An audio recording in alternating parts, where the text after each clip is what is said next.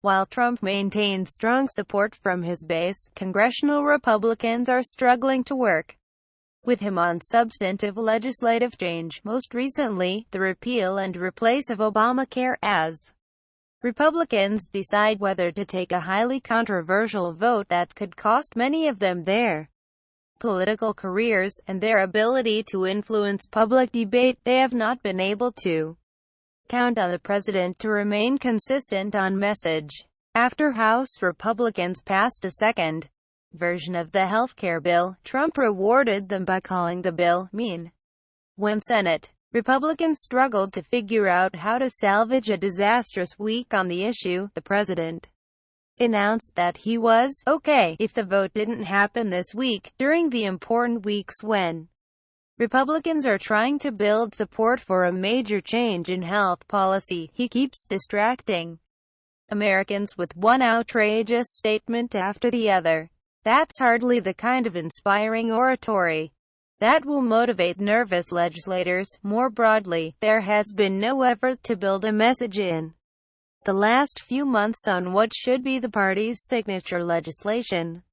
Contrast President Barack Obama, who delivered numerous speeches on his healthcare bill, including an address to Congress and a televised exchange with Republicans, rather than taking the time to build a case with the public, like Obama did with the Affordable Care Act or Lyndon B. Johnson did with the Voting Rights Act of 1965, or Ronald Reagan did with tax reform in 1981. Trump has been consumed with tweeting about what he brands as fake news and reiterating that he really did defeat Clinton.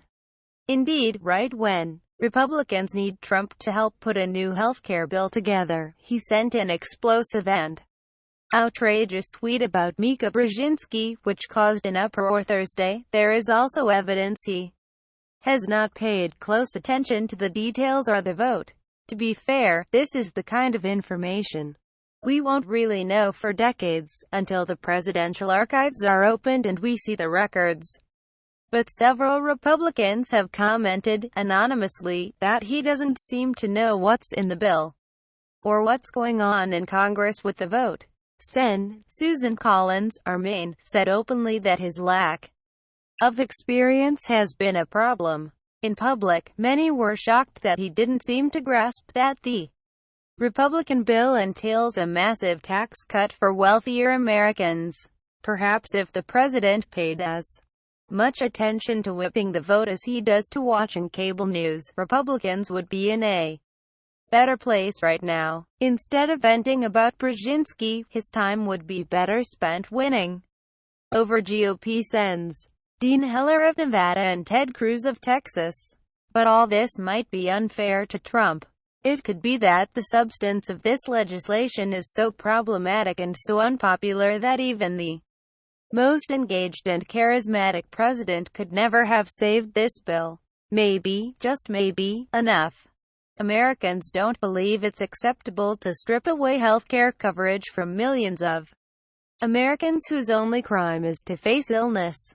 According to the latest NPR-PBS Newhouse Marist poll, only 17% of Americans approve of the Senate bill, and 55% of those surveyed said they outright disapprove of it. The proposal might not sit well even with Senate Majority Leader Mitch McConnell.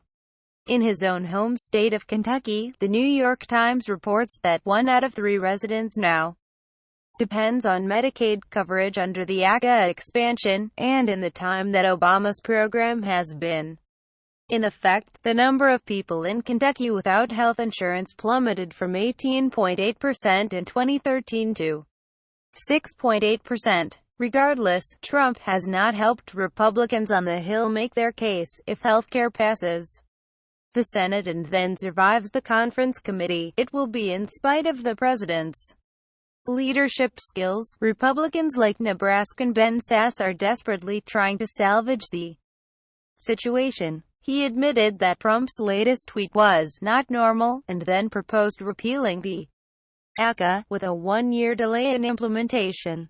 Trump seemed to like the idea, tweeting, "If Republican senators are unable to pass what they are working on now, they should immediately repeal and then replace at a later date. Perhaps Sass's idea could work, though it's unlikely Republicans would support such a decision, given that more people would be harmed by a complete repeal without replace than the current healthcare bill in the Senate. According to a study by Brookings, Sass's approach would mean that 30 million more people would lose health insurance by 2019, 82% of whom would be working families. If the bill fails, a large part of the burden will rest squarely on his shoulders. This is something the elephants in Congress certainly won't forget.